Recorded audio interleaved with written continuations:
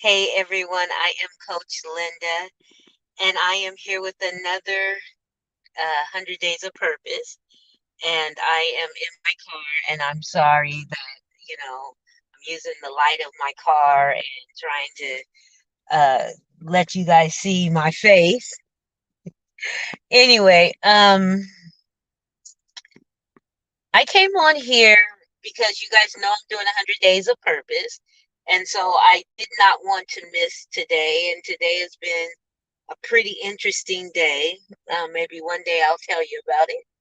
But actually, I know I'm going to tell you guys about it, but it'll probably be on my personal timeline. So if you want to know about it, you're gonna have to go over there to get the details. Because it was just really an insightful day today. Um, but I want to talk today about the what ifs, the what if game. I don't know what it is. I go live and then I gotta yawn. It's the craziest thing. I haven't been yawning all day, but I go live and all of a sudden gotta yawn. It's the craziest thing, right? Let me see if I put on both of these lights. Is that better? That's a little better, not too much. Let's see if I open the door. That light doesn't come on. I was trying to get more lighting because I didn't bring my ring light with me. Um, but here's a what if game. We love to talk about the shoulda, woulda, couldas. I should have said yes. I could have said yes. I would have said yes. And if I had, what if I had said yes? What if I had said no? What if? That's the what if game, right? We play the what if game. We try to figure out what's going to happen or what could have happened or what should have happened if we would have allowed ourselves to experience something. And most times out of fear, we don't do it. And then we play the what if game. We play the game of what if I would have said yes? What if I would have turned left instead of going right? What if I had been on time? What if I had been 5 minutes late? What if I would have shown up an hour early? We talk about that. What if I would have went to the store on Monday instead of Tuesday? We talk about that. Whether it's a good scenario or a bad scenario, we go through the what if game. And we play the shoulda, woulda, coulda. That's the other game we play, right? If I shoulda, woulda, coulda. I could have done that. I would have done that had I known this or had I known that. You know, I think about people that I talk to about investing, right? And some say, well, before Microsoft was a thing, before Apple was a thing, somebody told me to invest and I didn't do it. And now that stock is through the roof and I would have made millions of dollars. I could have made hundreds of thousands of dollars. I could have made thousands of dollars had I just listened, but I was too afraid. And sometimes we talked yesterday about shame, right? Sometimes we feel like, why should we have that kind of good fortune? And as a person of purpose, as a person of intention, as a person who is deliberately trying not to yawn, that's this person right here. But as a person who is deliberately trying to live their truth, we allow fear to keep us from making decisions. And then we play the what if game. What if I would have done that? What if I would have stayed in school? What if I had, said yes to the promotion? Or what if I would have said no to the promotion? And sometimes it has to do with the hurt that we've experienced in life, right? Sometimes it has to deal with the pain. Somebody hurt us, somebody rejected us, somebody did us wrong, right? And so, because this individual did me wrong, I don't want to put myself in that situation again. And so we decide that we're not going to do it. But then in hindsight, because we know hindsight is 2020, right? So in hindsight, we then say to ourselves, man, I should have done that. I could have done that. I knew about this before everybody else knew about it. Um, Case in point, in 2004, God dealt with me, and I'm gonna go a little spiritual because I don't know how to otherwise bring this point home other than to use my own personal story or my own personal testimony. And so, in 2004, God had me reading about the woman with the issue of blood. And I don't know how many times I read Mark, the 5th chapter. I don't know how many times I read that story about the woman with the issue of blood. And every time I read that story, something new, a new insight was given to me, a new understanding, a new revelation was revealed to me. And I began to write down and journal the things that I was learning about this woman with the issue of blood, but even more importantly than that, learning about my own healing journey that I was on. And I remember 4 years later, 2008, I had a Blog Talk Radio, and I called it KWLE, right? Because of my ministry at that time was called Whole Ministries. I still operate in that ministry, but it was Whole Ministries, Women Healed of Life's Experiences, and it was based on Jesus saying to that woman, thy faith has made thee whole, right? And when I asked God what it meant, he gave me Women Healed of Life's Experiences. And so I started talking about the revelation that I had with this woman, about this woman. And I remember I kept telling myself, I should take this and write a book. I should do this. I should do that. I can do this. I could do this. I could do that.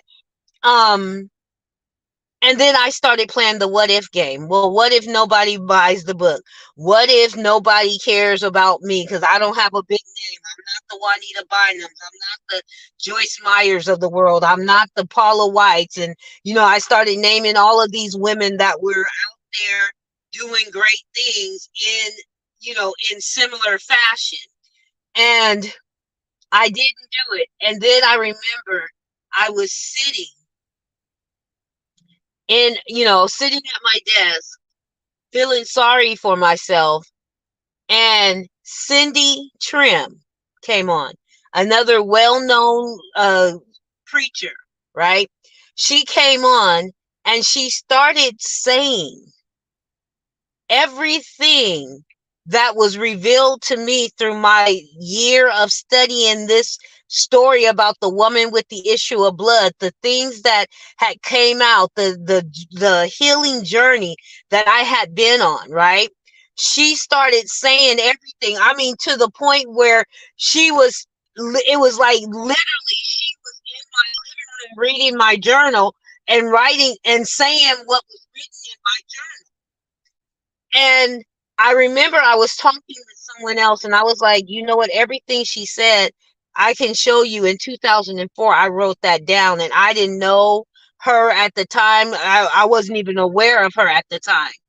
And they said, Linda, is confirmation that you should have went out and you should have been talking about it because you could have had it out and about before she ever said anything. And instead of looking like you were saying stuff that you heard her say, it would be she saying stuff she heard you say. And I learned my lesson is that you cannot play the what if game. If you have a solution on the inside of you, only you can deliver that solution the way that it needs to be delivered. Shortly thereafter, I wrote the story, Will You Be Made Whole? It's a book. You can buy it on Amazon, right? I wrote it according to what the revelation that I had. And I didn't let what I had heard this other woman say, because even though she said a lot of what I had learned and what I had studied and what I had researched, she still didn't say it the way that I was going to say it. She still didn't have the impact with the people that I was going to have, because there were people that needed to hear it out of my voice. And so when you play the what if game, I want you to remember this. When you play the what if game, you are depriving the people that you are meant to touch, the people that you are meant to satisfy their need. You are depriving them of the solution.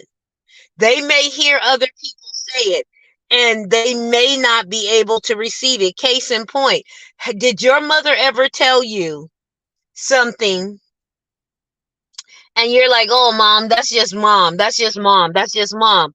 And then somebody else, give me 1 second here. And then somebody else would go, give me 1 second. Oh, Lord, I can't see it. Hold on. There we go. I'm sorry, y'all. I'm about to get off, but I need my lights to come back on. There we go. That's better. But then somebody else would say the very thing that your mom said, or the very thing that your grandmother said, or the very thing that your parents were telling you. Some teacher, some other individual would say it, and you would be like, oh man, I never heard that before.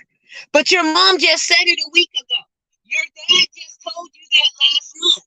But now you have this other individual that's saying it, and the way that they said it, and the words they chose to use, and the tone they chose to use, made it palatable for you to receive. And so then you go home and you're like, hey, mom, you know, my teacher told me X, da, da, da, da, da. And your mom's like, I told you that last night. I told you that yesterday. I told you that a month ago. And you're like, no, you didn't. Because sometimes the way people deliver the message, they deliver it in a way that you can receive it. They deliver it in a way that you can accept it. They deliver it in a way that you can make moves on it, and you can apply it to your life. And so there might be 12 other people out there saying the very exact thing, but you can't hear it from the other 12 people. And person number 13 comes and says it, and it's like, oh my God, I cannot believe you just answered my problem. You just gave me the solution. But the solution was there, and other people have told you the solution.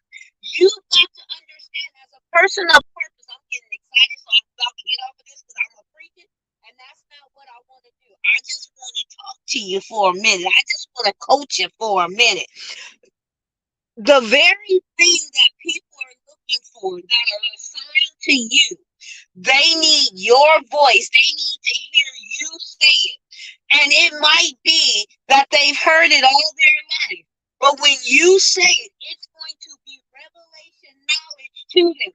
When you say it, it's going to be life-changing to them. Why? Because they are your people. They are the ones assigned to you. You have the sound that they need to hear.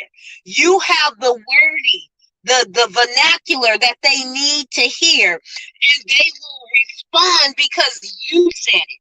They will respond because it's coming from a place of satisfaction, right? It's coming from a place where they can receive it and they can use it and they can move on it. Just like you can have somebody in your life say one thing to you over and over and over and over and over and over and over again, and you get into college and your college professor says the same exact thing, and you go back and you tell everybody, they're like, but we've been telling you that for years. That college professor was the one that could satisfy your thirst. That college professor was the one that had the vernacular that you needed to hear. They said it in the manner that you could receive it. They said it in the manner that you could apply it to your life. It made sense when they said it. It's not that it didn't make sense when the other people said it, but they weren't who was assigned to you. They didn't carry the solution.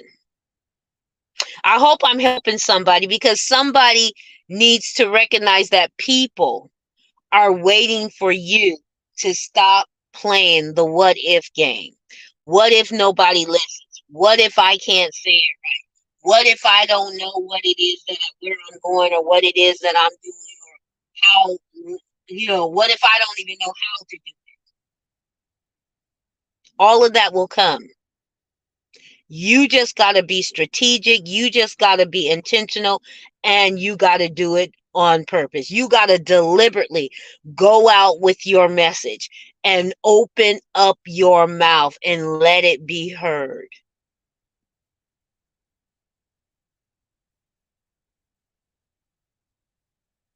I have a lot of people around me that are advisors, but recently, there was an individual that came into my life.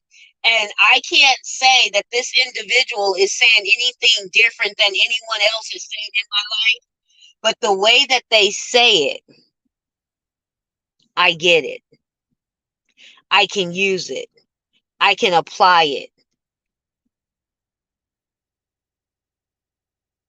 It's acceptable.